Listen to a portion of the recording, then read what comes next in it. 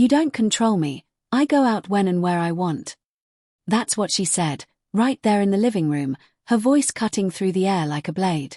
Her words didn't just sting, they tore something out of me. The way she said it, cold and sharp, like she'd been waiting to throw it at me. I stood there with my keys in hand, ready to drive her to dinner, and instead found myself staring at the woman I thought I knew, wondering when her eyes had started looking past me. "All right," I said quietly. It was all I could manage. She grabbed her purse, slung it over her shoulder, and walked out. No goodbye, no kiss, not even a glance back. Just the faint scent of her perfume lingering as the door slammed shut. For a long moment, I didn't move. The silence in the house pressed against my chest. The clock ticked, the refrigerator hummed, and I could hear the faint drip of the kitchen tap she always promised to fix. I remember thinking how ordinary everything looked, how betrayal never arrives with thunder. Sometimes, it's quiet. At first, I told myself she just needed space. We'd argued about her late nights before, about her friends from work, her team drinks, her girls' nights. I had no proof of anything. Just an ache that didn't go away and a growing sense that something was off. The next morning, she was gone before I woke. Coffee cup half full on the counter.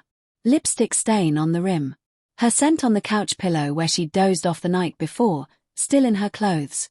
When she came back that evening, I tried to sound normal. "You didn't pick up last night," I said. Her eyes barely flickered up from her phone.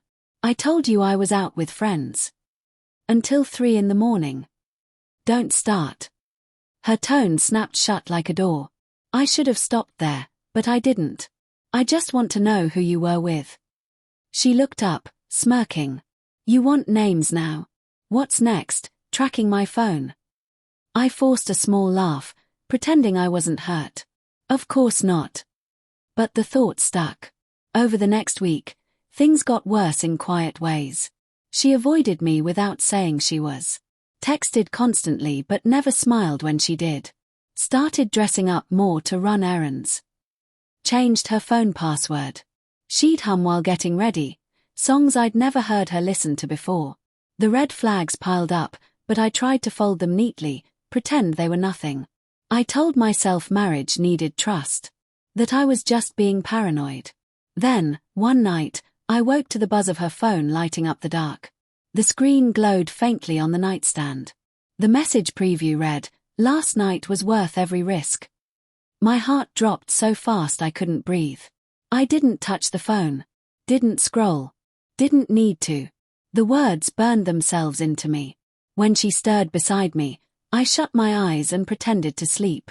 I could feel her move quietly, turning the screen away, typing something back. My stomach twisted as I listened to the soft tapping of her fingers, each click like a nail sealing a coffin. The next morning, she smiled like nothing happened. Kissed my cheek before heading out. "Don't wait up," she said. And I didn't. I waited until she left, then sat in the car for hours, watching the street, my chest hollow. I wasn't sure if I wanted proof or just the strength to walk away. Around 8, she texted, "Running late. Meeting ran over." Except she didn't work late on Thursdays. I drove to her office anyway. The parking lot was nearly empty, except for one silver car parked under the dim streetlight, her car. And in the front seat, shadows moved. I froze. Couldn't even open the door. I just sat there, staring, my mind refusing to catch up. Then the dome light flicked on for half a second. Long enough for me to see her. Laughing. Leaning toward a man I'd never seen before. The air in the car felt too thick to breathe. I gripped the steering wheel so hard my hands shook. The world outside looked unreal, blurred by rage and heartbreak. When she got home later, I was sitting in the dark. She jumped when she saw me. "Jesus, what are you doing?" she said. I looked at her. Was it worth it? Her face went still. "What are you talking about? Don't lie to me." My voice cracked. "I saw you." She swallowed hard, eyes darting away. For a moment, she looked small, like the weight of it had finally landed. Then her expression hardened. "You were spying on me," she said. "Unbelievable." I laughed, bitterly. "That's what you got from this." She crossed her arms, defiant. You don't own me. You don't control me. And there it was again, the same line, only this time it didn't sound like strength. It sounded like guilt. I never wanted to control you, I said quietly. I just wanted to be chosen. For a second, her face softened. Her lips parted like she might apologize. But then she turned away. Maybe we were both pretending, she muttered.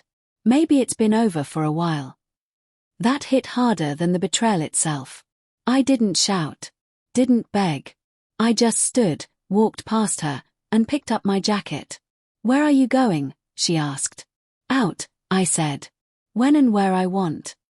Her eyes widened a little, maybe realizing what I meant, but I didn't wait for her to respond. I walked out into the night, the cool air hitting my face like water. In the car, I sat for a long time before starting the engine. The silence felt different now, heavier, but cleaner somehow. It's strange how quickly love can turn from warmth to ashes.